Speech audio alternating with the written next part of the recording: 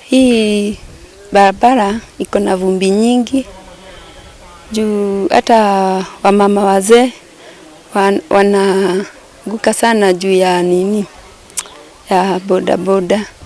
Sisi wasichana tukienda salon nywele haikai sana hata ukishukwa juu ya vumbi. Lakini hiyo barabara wakati mvua inanyesha hakuna gari inaweza pita hiyo njia.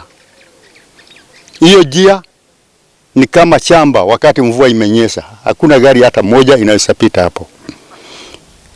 Kwa hivyo ile tabu si waga naye, hakuna mtu, watu wa Chuui, matuto, hawezi pata, kila kitu yote inaletwa gari hawezi pata. Miaka 3 iliisha, hii barabara ilikuwa imetengenezwa na mheshimiwa mwenye alikuwa.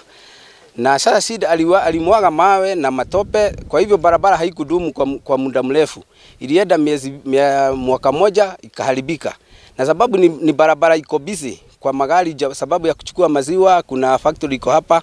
Unapata hiyo barabara inaharibika haraka sababu haikutengenezwa kwa ile njia inafaa. I've even briefed the president about this road and he has promised me we are soon getting the money through the supplementary budget and we will be coming with the president to launch that road here in Gitugi.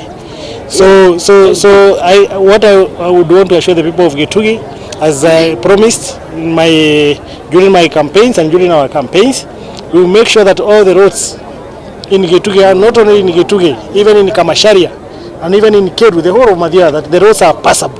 I've set aside 250 million Kenya shillings. And I know the other council might not be having such kind of money, but they send me in Nairobi, so I know how to go to the offices, you know, knocking doors, even to the president, even to all my friends, and make sure that we have enough roads.